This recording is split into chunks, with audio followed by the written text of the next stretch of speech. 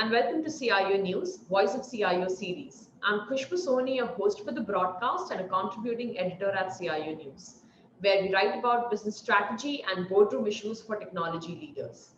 This is a recorded session and will be available on our website, which is cionews.co.in, and our LinkedIn handle, which is CIO News.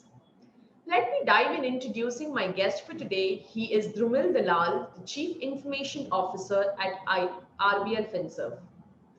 Dhrumil has rich experience of more than 22 years, being leading digital transformation and business transformation strategies for various organizations. Dhrumil has track record of more than years where he's been aligning business with IT. And prior to RBL Finserv, Dhrumil has been working with companies like SKS, Microfinance, Microsoft, and many more leading organizations. Welcome, Dhrumil. Hello, Khushbu. Nice to meet you. Nice to meet you. It's a pleasure to have you today, Dhrumil. Likewise. So, Dhrumil, if you can give us a quick brief about RBL Finserv. We've heard of the brand, of course, but it would be great to hear from you. So, RBL Finserv actually is a wholly owned subsidiary of RBL Bank. Okay. And as a wholly owned subsidiary, we are also a VC partner of the bank. And at the same time, we are in business of rural lending, although we also have consumer finance segment. So basically, if you look at it, our business is divided into two broad categories. One is rural finance, the second one is consumer finance. And under rural finance, we have microfinance at this point in time, and the consumer finance will have AHL and MSME. Okay, that's affordable housing and MSME segment. Now, what happens is in rural lending, we cater to customers who are in actually rural India, remotest of the location. That's the last mile coverage that we all have been talking about. Okay, so it would be in villages in the hinterland of India, and where we disburse loans and do collections. And then my consumer finance business would be primarily in tier 3 and tier 4 cities. So that's the broad landscape where RBL Finserv operates at this point in time. And as I said, we are in business of giving loans and doing collections. Awesome. Okay. Dhrumil, what is the vision of RBL Finserv on digital transformation, and what are the top few technologies that you think can help achieve this vision? So see, our vision is to reach maximum number of customers in this rural India. At the same time, we want to make sure that our transactions are completely paperless. Okay, so the entire process of lending has to be a paperless process. Okay, so that's what we are striving for. And at the same time, we want a quick turnaround time on the disbursement also. So if you are applying for a loan and if you are approved, then the loan should the money should get credited in your account as soon as possible. We try to do it overnight or maybe with 2 days of that. Okay, so that's our goal. And once you're given the loan, the process of collection, again, we have just started this initiative during this COVID, but we want the collection process also to be cashless. So we want cashless collection. See, the challenge that we face in this specific geography or this terrain, what we call rural India last mile coverage, it has its own set of challenges in terms of network connectivity, in terms of availability of the technology. Okay. Right. And to make sure that everything works like a properly well-oiled machine, that has its own set of challenges. Okay, so our goal is to make sure that we cater to our customer base with paperless transactions and cashless collection. That's our primary goal that we have set for ourselves. Okay. Okay. And what are the top technologies which you have on your priority, to have that vision achieved? So what we do is, for us, what we have in order to achieve paperless transactions, we have empowered all our sales officers with tabs. That's how we provide tabs to them to digitally lend the loan. And along with that, we also provide them with biometric devices so they can do eKYC of their customers with a direct API integration to the bureau to ensure that whether the customer is credit worthy or not. Okay. And then if the customer is approved by the credit bureau, then we take that loan for underwriting and then we disburse loan in customer's account. And mind you, this entire process is happening somewhere around, few hundred kilometers from where, from Mumbai, or, in remotest part of the country. And it just works like a charm there. Yeah. So primary technologies that we use are tabs, the biometric devices, the web API integration directly to the bureau. And then to facilitate the paperless transaction, what we have done is we are also relying on, replacing the customer signature with the eKYC imprint of the customers, okay, on the loan document. So we Okay. note down the RRN number and all on the disbursement document, so that the entire thing is paperless. Got it. Got it. Okay. Awesome. Dhrumil, since the last year, 2020, since the pandemic had hit us, how did RBL Finserv respond to that situation? See, there were a couple of things, Khushbu. The most Yeah. important thing for us was our welfare of our employees. Okay, Correct. because if you talk, we have a strong sales force of 4,000 plus people on the ground. Okay, Okay. that we call loan officers who are carrying tabs with them on daily basis. Okay, Right. so our main objective was to make sure that everybody is safe. That was the first thing. So employee safety was the very first thing. Okay. The next thing that we focused, as and see, as I said, this is a low margin, high transaction, or high volume business, right? So the very first thing that we wanted to make sure was that we optimize our cost. Yeah. Okay. Now, when we started here a couple of years back on this journey, we directly started this on cloud. Okay, so I don't have any bare metal in my organization. Okay. We are totally on cloud. Okay, 100%. All right. Awesome. When I say 100%, I mean 100%. Okay. So the availability or continuity was not a challenge for us then. But what comes with cloud and the advantage it gives us is the cost optimization in case the business is not doing well. So we were able to scale down our infra. We were able to scale down our servers. Okay. And we were able to achieve that cost optimization. The best Okay. part was, since we had enabled work from home, that same cost was then converted back into letting people work from home and investing in our infosec policies, in implementing our infosec policies, making sure that now that we allow people to work from home, the more we digitize, the more I Right. have to secure. Okay, Absolutely. Yeah. so that entire investment was directed towards that in whatever cost savings we did. The another important thing that we did was we looked at human capital. Okay, so see, firing people is not a solution. Okay, Yeah. but what Yeah. we this COVID time gave us a unique opportunity to scan every single role and then make sure that the people are given the right roles and responsibilities. Right. Okay, so that is something that we did, and it was a very massive project. Along with that, what this and technology enablement also helped us optimize the business processes on the ground. So this 3 months of lockdown was basically like working for crazy number of hours trying to optimize the processes, trying to optimize the cost, going Yeah. with process re-engineering and implementing the technology, so that when the field opens, we are ready to go. Got So those are the things that we did during this COVID times. Awesome, awesome.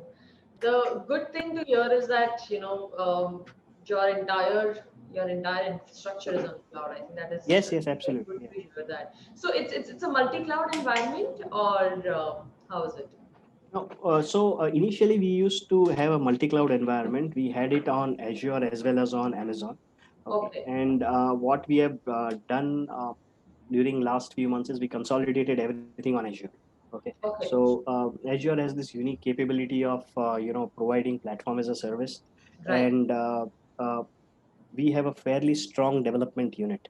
Okay, got it. so all our applications that we develop, they were also done with that state in mind, that okay, one day we are going to use platform as a service. So the applications were also designed and coded accordingly. So Okay, this entire process is on Azure, right from my patch management server to my source control, to my web servers, to database servers, to integration servers. Everything is on cloud, Azure. awesome. Okay, so you already mentioned about the kind of innovations that you've done, and the kind of deployments that you've done in the last Hmm. couple of months in order to provide continuity services. Right. What is the priority for 2021? Now that everything is it hybrid at your end, or what is the culture? Is it going to be a hybrid environment in 2021? When you say hybrid, you mean? Hybrid environment for people. I mean, is it work from home? Are you going to continue work from home, or are you going to Oh, go okay, to okay. a hybrid?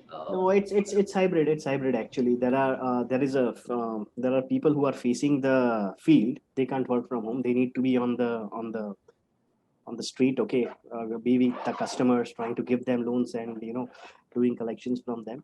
And then there are people who are actually working from home. So it's an hybrid environment coming into 2021. But Okay. I mean, as I see, majority of our workforce is people on the field. We Yeah. actually even call the office RBL Finserv is not in HU anymore. It's in the field. So Okay. majority of our workforce is there, and it will continue to be.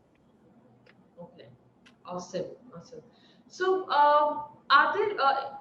How are you looking at 2021? What are the key focus areas in terms of digital acceleration? I know you're already transformed. In fact, what are the other acceleration priorities that you have for the year? Okay. So, Khushbu, what we are planning at this point in time is, see, we have now that we have gone digital, okay, we have started accumulating host of information. Okay.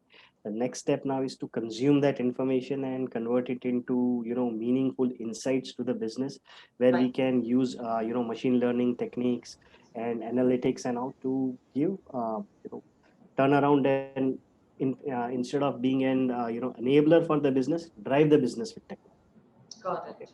So that's our goal for 2021. We have accumulated mass of information. Okay, what we have actually implemented is we have implemented route mapping, where the app installed on the tabs for the loan officer will track what route he has taken, whether the route he has taken is optimal or not, suggest the optimal route.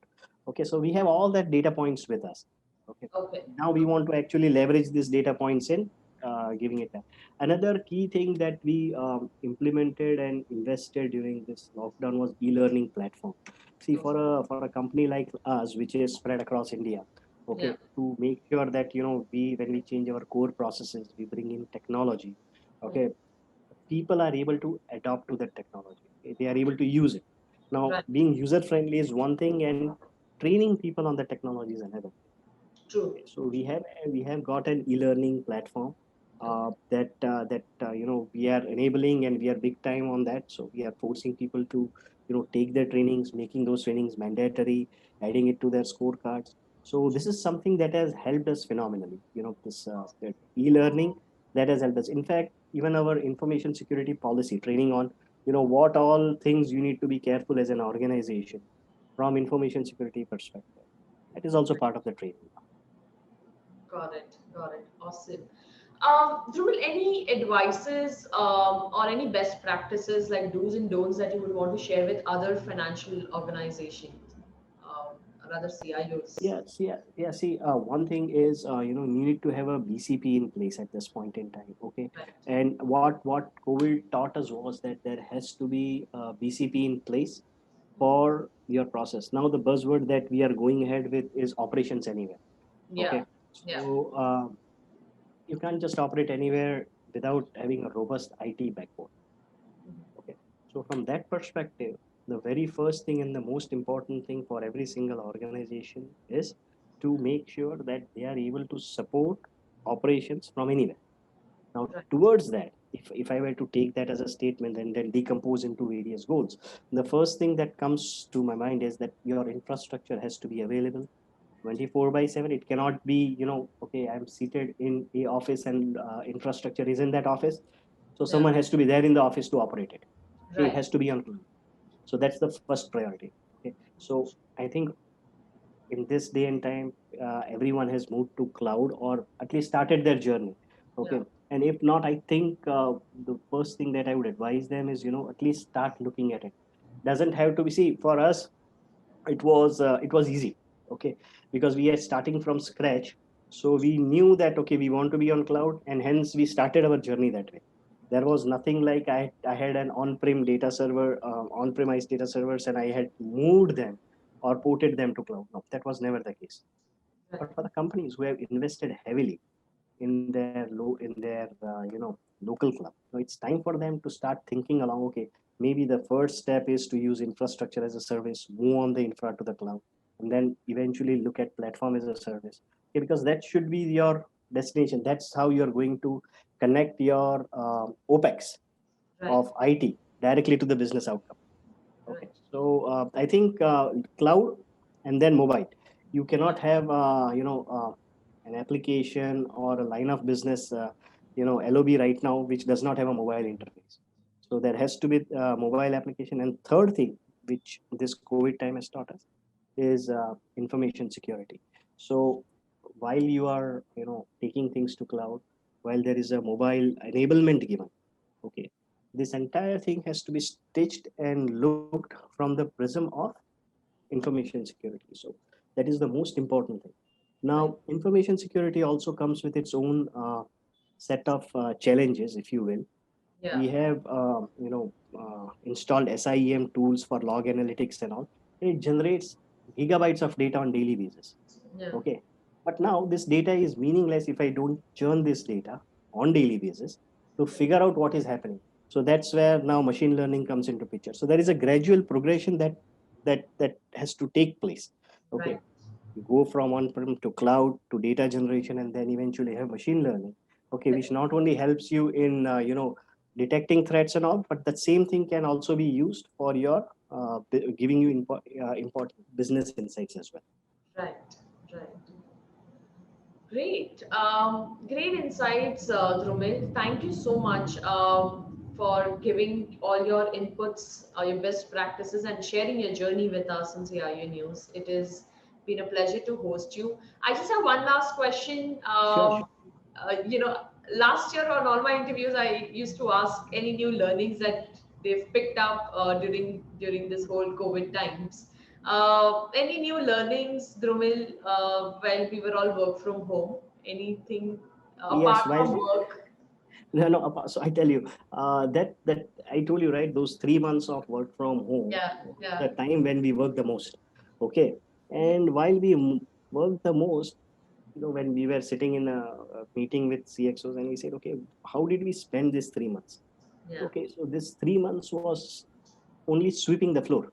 Okay, so the whole thing was, if we had we been more microscopic in our management and looked at the operations. Now I'm going to focus only on the IT part of it. IT yeah, operations on, let's say, a weekly basis, trying to optimize thing as and when it comes, then probably this thing wouldn't have been needed. All right, right. right, So it was extremely important. So what we did now was, we set up a calendar that we, on a weekly basis, we sit down, we go through if there is any optimization that needs to be made, if there is any consolidation that needs to be made. Now we look at it on proactive basis rather than on reactive basis. So correct. this change of paradigm from being reactive to proactive Practice. is, I Yeah. think, what COVID taught us, and I think that will stay with us for quite a time. True, true, very true. Very true. Great, Dhrumil. Thank you so much once again. Sure, Kushbu. Thank you for joining us on our CIO News channel. Thanks, Kushbu.